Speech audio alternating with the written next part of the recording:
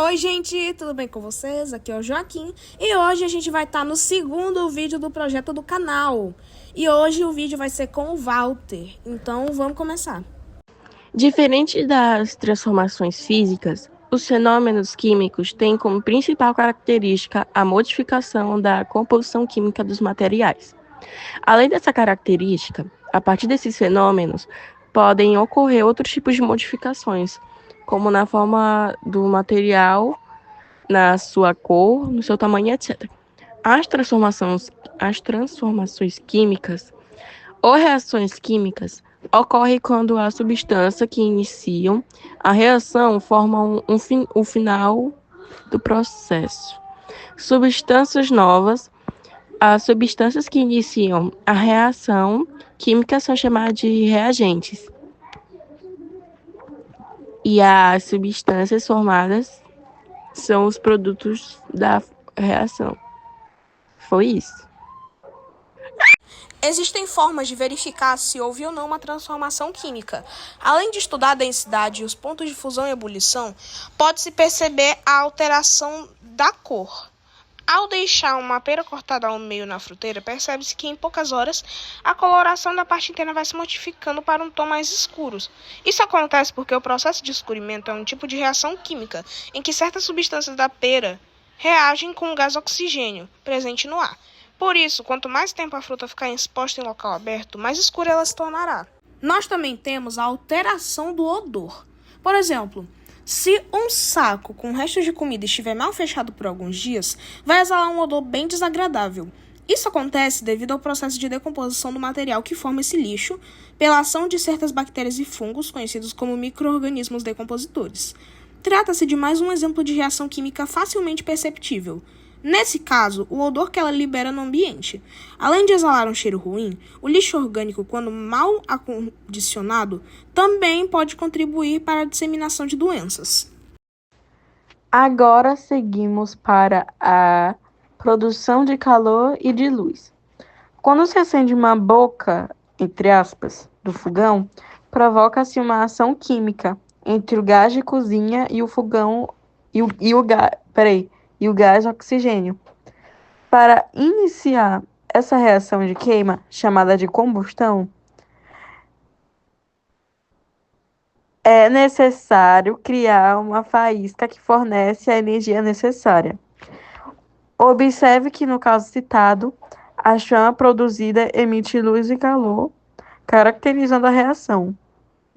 Outra reação química muito interessante é a bioluminescência. Na minha opinião, não acho muito interessante, mas eu tô falando. Que ocorre em alguns seres vivos, como certas espécies de insetos, moluscos e peixes. Sem dúvida, o caso mais conhecido é o do vagalume, que ilumina alguns jardins, principalmente em regiões naturais. Com suas luzes verdes, esse tipo de emissão de luz é mais um exemplo de reação química, resultante da ação de uma proteína chamada luciferina e o gás oxigênio. Uma outra representação de transformação química é do antiácido, onde a reação ocorre quando os componentes do antiácido entram em contato com a água. Eles reagem e produzem substâncias como gás carbônico, que pode ser visto na forma de bolhas presentes na água, fenômeno conhecido como efervescência. A gente vai também ter a formação de materiais sólidos e com texturas diferentes. Quando o material de ferro fica exposto ao ar livre por muito tempo, começam a aparecer manchas avermelhadas em sua superfície. Trata-se de ferrugem, um material sólido, frágil e de textura levemente áspera, resultante da reação química entre o ferro e o gás oxigênio. Para que a reação ocorra, a presença da água é necessária. É por isso que os materiais de ferro enferrujam mais rapidamente quando estão molhados. Vale lembrar que uma reação química pode apresentar uma das evidências estudadas ou mais de uma. Há também algumas reações químicas que, ao contrário, não apresentam sinais evidentes de sua ocorrência para comprovar a ocorrência das reações químicas.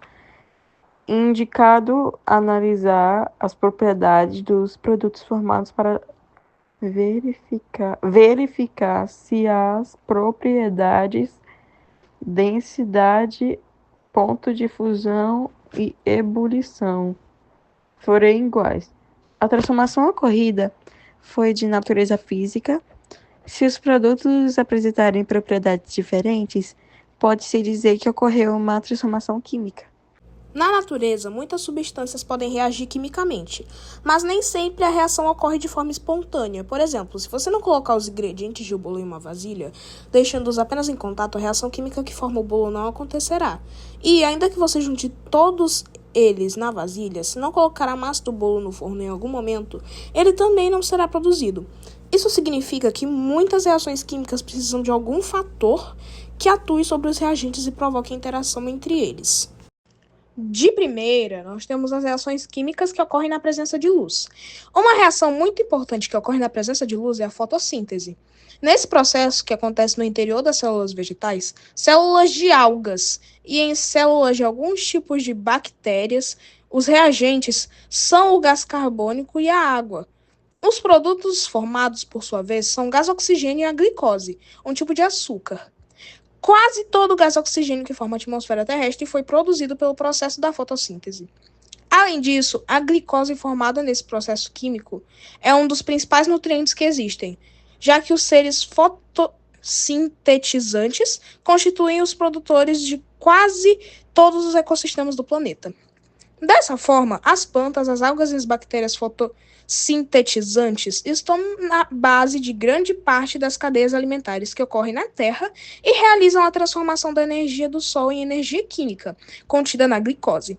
Outro exemplo de reação que acontece na presença de luz é a modificação de remédios ou perfumes. Quando expostos à luz, seus componentes podem se decompor, o que pode reduzir a eficácia do remédio ou alterar a fragrância do perfume.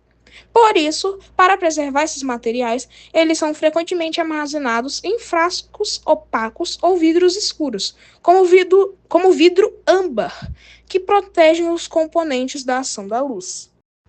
A gente também tem as reações químicas que dependem de calor. O calor é uma forma de energia capaz de alterar a temperatura da matéria. E é graças ao domínio dessa fonte de energia que é possível aquecer e cozinhar alimentos antes de consumi-los. As reações químicas que ocorrem durante o cozimento provocam modificações na estrutura do alimento, além de torná-lo mais saboroso. O procedimento elimina agentes contaminantes, pois a maioria dos micro-organismos não sobrevive a altas temperaturas. Durante a preparação da massa de um pão, o aquecimento é fundamental para que a massa cresça. Isso acontece porque, quando o fermento é aquecido, ele reage mais rapidamente com os açúcares da mistura, produzindo gás carbônico responsável pelo crescimento da massa.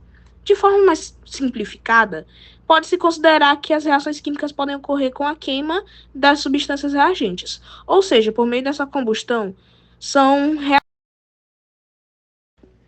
Nós também temos as reações químicas que podem ocorrer apenas pelo contato entre os reagentes. O vinagre é uma solução líquida utilizada principalmente para temperar saladas e pode reagir quimicamente ao entrar em contato com o bicarbonato de sódio, sem a necessidade de aquecimento ou de outro fator externo. Quando o ácido acético presente no vinagre entra em contato com o bicarbonato de sódio, eles reagem formando outras substâncias, além de água e gás carbônico.